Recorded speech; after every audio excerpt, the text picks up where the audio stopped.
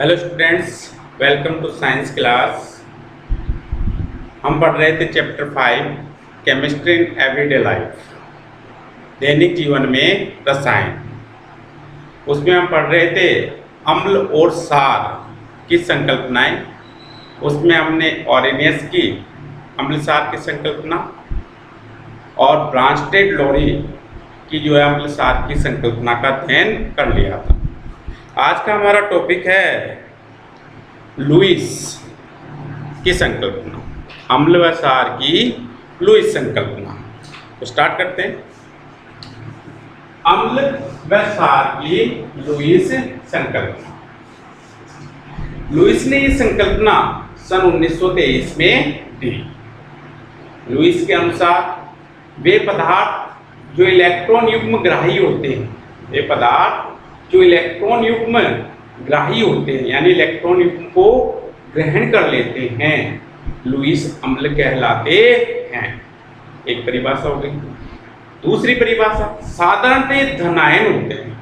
साधारणतः ये धनायन होते हैं या वे यौगिक जिनका अष्टक अपूर्ण होता है, लुईस अम्ल कहलाते हैं।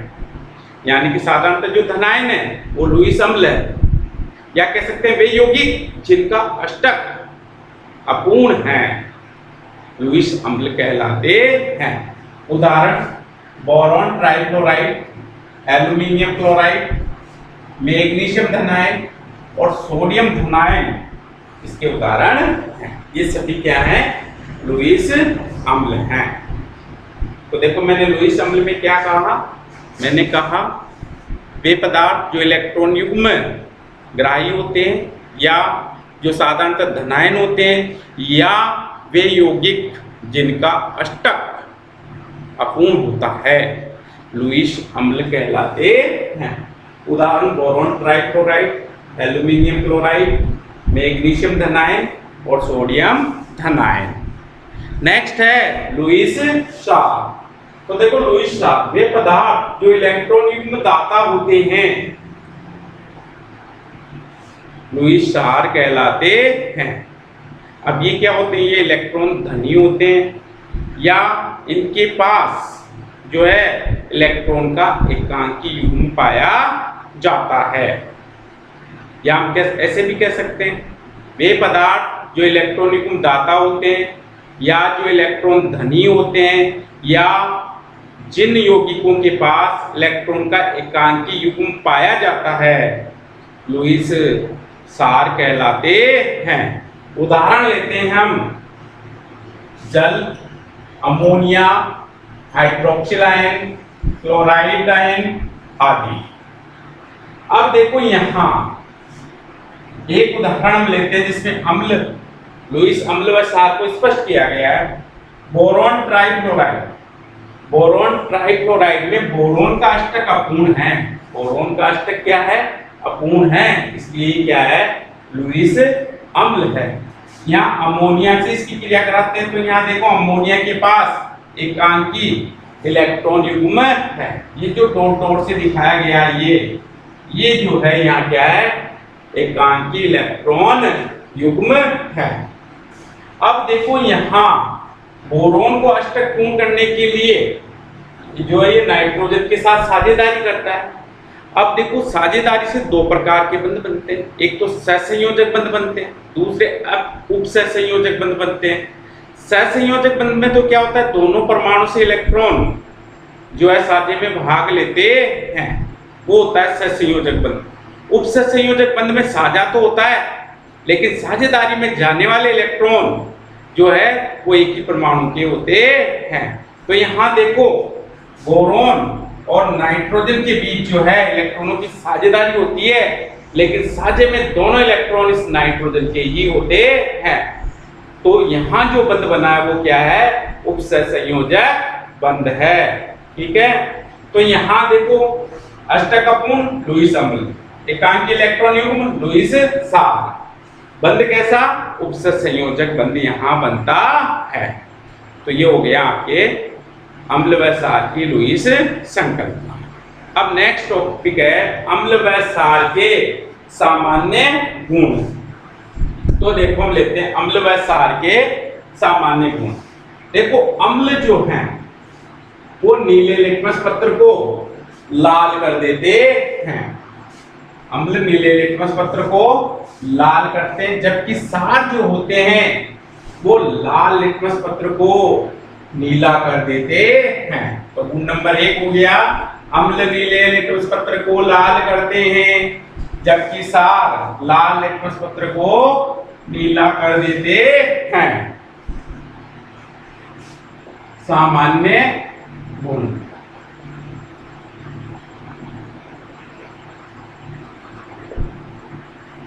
दूसरा हो गया, अम्ल धातुओं से क्रिया कर लवण व हाइड्रोजन गैस देते हैं।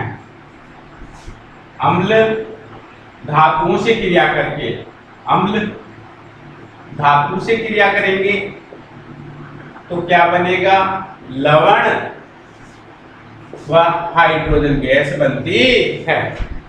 अम्ल हमने ले लिया सल्फ्यूरिक अम्ल, सल्फ्यूरिक अम्ल का अणुसूत्र है H2SO4। धातु हमने ले ली जिंक, तो यहाँ क्या बन गया, जिंक सल्फेट लवण बनता है और हाइड्रोजन गैस यहाँ मुक्त होती है।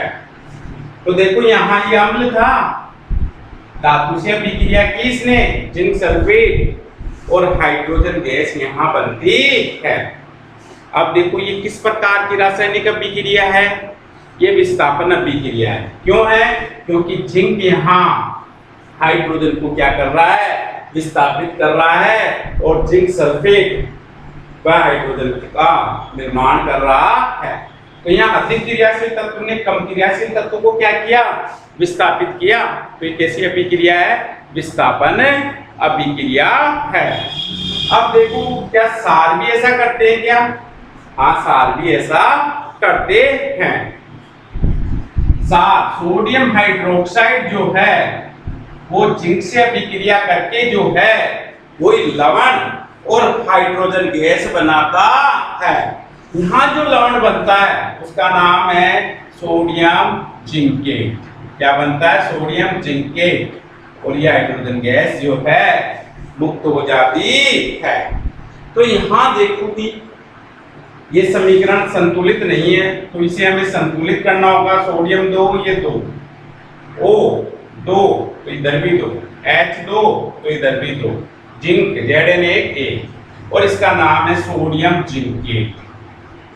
सोडियम जिंकेट लवण बनता है। तो क्षार भी जो है धातुओं से अभिक्रिया करके लवण और हाइड्रोजन गैस देते हैं, लेकिन सभी क्षार ऐसा नहीं करते हैं। अब देखो यहाँ अम्ल की धातु के साथ क्रिया के फ्यूजन बनता है। खट्टे अम्लीय पदार्थों को धातु के बर्तनों में क्यों नहीं रखा जाता है। तो देखो भाई अम्लीय पदार्थ कैसे हैं, खट्टे हैं, और ये धातुओं से खट्टे पदार्थ जो है धातु के बर्तनों में रखेंगे तो ये उनसे क्रिया करके विषैले लवण का निर्माण कर लेते हैं, और ये विषैले लवण स्वास्थ्य के लिए हानिकारक होते हैं। इसलिए खट्टे अम्लीय पदार्थों को धातु के बर्तनों में नहीं रखना चाहिए। अब देखो धातु ऑक्साइड जो है, नेक्स्ट गुण है धातु ऑक्साइड। धातु ऑक्साइड जो है वो अम्ल से अभिक्रिया कर क्या बनाते हैं, ये धातु ऑक्साइड है यहाँ, और ये किससे अभिक्रिया कर रहे हैं, अम्ल से।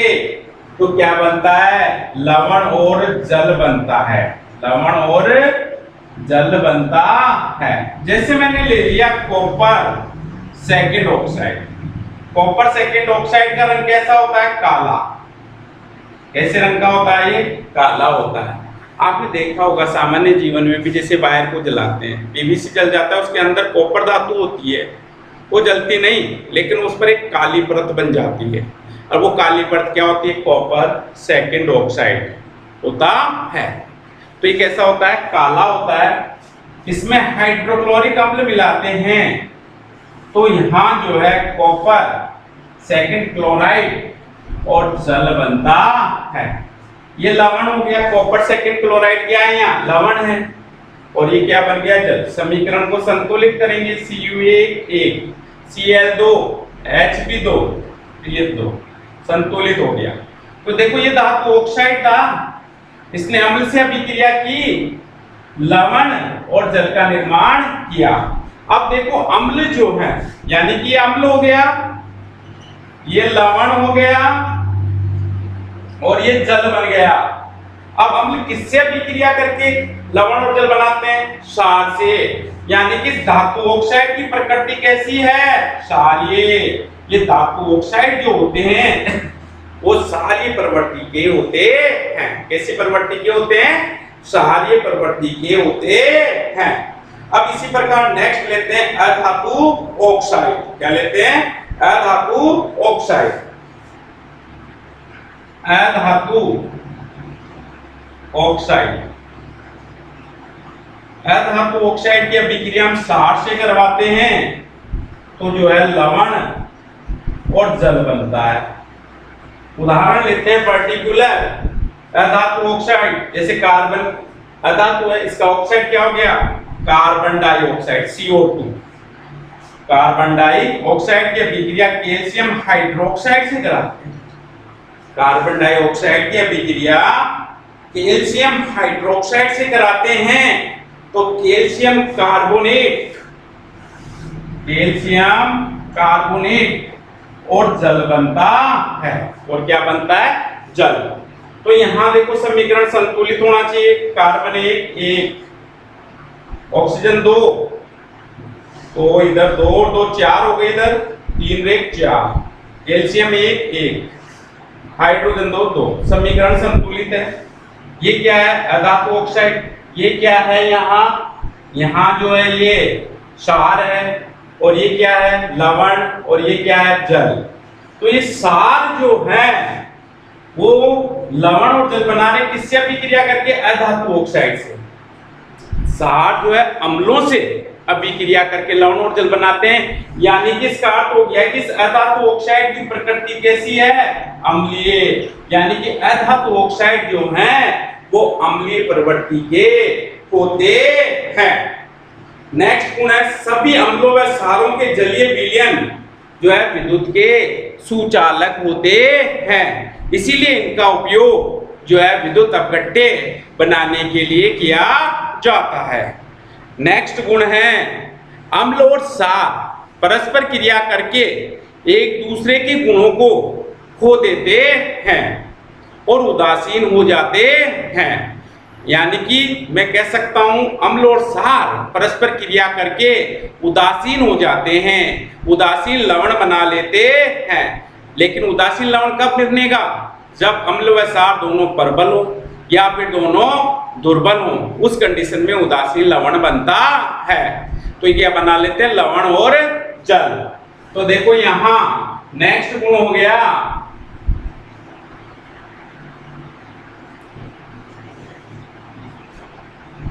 अम्ल,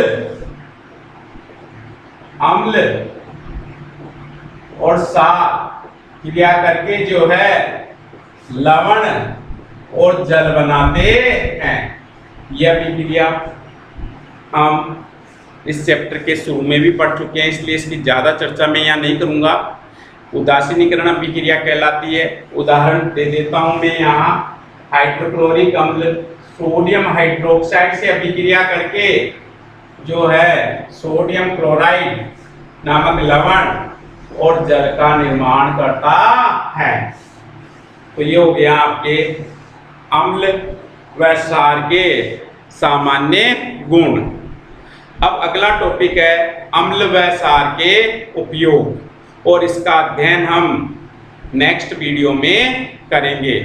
तब तक के लिए धन्यवाद।